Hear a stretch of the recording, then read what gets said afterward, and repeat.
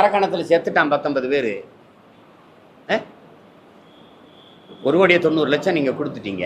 அப்போவே நீங்கள் எச்சரிச்சு நீதிபதி கேட்குறாருங்க. அப்போ நாடங்கு நீ எச்சரிச்சிருக்கணும்ல. அந்த மரணம் உனக்கு முன்மாதிரி. அது தெரியாமல் நடந்துன்னு சொல்லுங்க, நான் ஒத்துக்கிறேன். இது தெரியாமல் நடந்துருச்சுன்னு எப்படி சொல்கிறீங்க?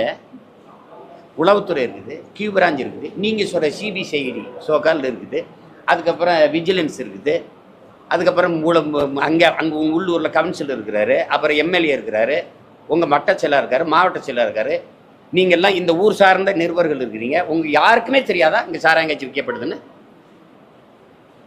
சொல்லுங்க. நீங்க தெரியாம நடந்ததுன்னு எப்படி சொல்லுவீங்க? நீங்க அரசு தன் தவறை மறைக்க லஞ்சம் கொடுக்குது. தன் தவறை மறைக்க லஞ்சம் கொடுக்குது. அப்ப சாவுலே புனித சாவு சாராயம் குடிச்சு சாகிறது தான். இது ஒரு சரித்திர நிகழ்வு. தப்போ அப்படித்தானே வருது. இவங்க குடி எடுக்கிறவங்க, தாலி இருக்கிறவங்க கிட்ட போய் நாட்டை கொடுத்துட்டு நீங்க குடிக்க வச்சு கொலை பண்றவன்ட்டு குண்டு போட்டு கொள்றதுதான் பல படுகொலையா? குடிக்க வச்சு கொள்றது இல்லை, அது கொலை இல்லை. இதே நீங்க மதுவுக்கு எதிராக போராட்டத்தை நான் உங்களுக்கு காட்டட்டா? இதே ஐயா ஸ்டாலின், எங்க ஐயா பொன்முடி எல்லாரும் கருப்பு சட்டை போட்டுக்கிட்டு மூடு மூடு டாஸ்மார்க்க மூடு அப்படின்னு சொன்னதை நான் காட்டுட்டா? இப்ப நாங்க அதை காட்டினா ஏன் வாய மூடுறீங்க?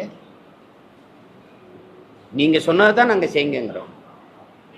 கல்லுக்கடையை திறக்க வலிக்குது, உனக்கு கள்ளச்சாராயத்தை இப்படின்னு வித்துக்கிட்டு இருக்க. நீ ஏன் கல்லுக்கடையை திறக்க மாட்டேற? கல்லு குடிச்சு செத்தவன் சொத்தம்பட்டையும் வித்தவன் ஒருத்தனை காட்டு நாங்கள் போயிடுறோம். அப்படியே இப்படி போயிடுறோம், நாங்கள் ஊருக்கே போயிடுறோம். சொல்லு. கல் உணவின் ஒரு பகுதின்னு அரசியலமைப்பு சட்டம் சொல்லுது. சங்க இலக்கியங்களிலிருந்து தமிழனுடைய தொன்ம வாழ்வியல்ல அவ்வையும் அதிகமான கல்லுண்டு பேசி கொண்டிருந்தாங்கன்னு இருக்குது. அது எங்கள் மரபு. பனம்பால், தென்னம்பால், மூலிகை சாறு, இவ்வளோண்டு அருகம்புள்ளிச்சாறு, கோதுமை புள்ளிச்சாறு உடலுக்கு நல்லதுங்கிற. அது எவ்வளோ பெரிய மூலிகை, இயற்கையின் அருண் கூட. அதை குடிச்சிட்டு போறானே.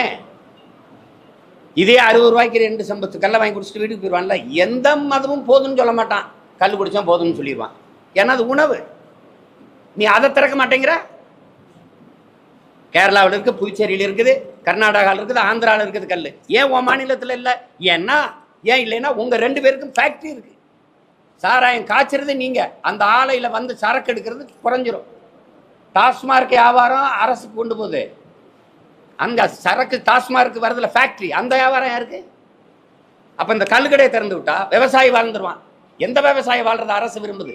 மத்திய அரசா, மாநில அரசா? எந்த அரசு விரும்புது? விவசாயி வாழ்ந்துருவான். குடியானவன் வந்து 2 போத்தலை குடிச்சுன்னா 2 செம்பை குடிச்சான்னா 20 ரூபாய்க்கு 2 செம்பை குடிப்பான். அதிகபட்சமான ஒரு வடை, சுண்டல், ஏதோ ரத்த பொரியல், இந்த ஊறுகாய் வைப்பான், சாப்பிட்டுட்டு போயிடுவான். நீங்க பார்த்துருப்பீங்க கல்லுக்கடையில். இன்னைக்கும் கேரளாவுக்கு போங்க, நீ எது கல்லுக்கடையை திறக்க மாட்டேங்கிற?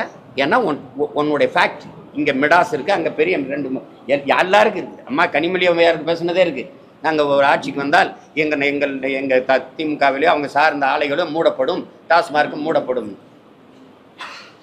இதெல்லாம் எனக்கு ஒன்றும் கிடையாது, அளவு கடந்த கோபம் தான். இவங்களை ஒழிக்காமல் இந்த நாட்டை சரி செய்ய முடியாது. செய்திகளை உடனுக்குடனும் துல்லியமாகவும் தெரிந்து கொள்ள சப்ஸ்கிரைப் பண்ணுங்க.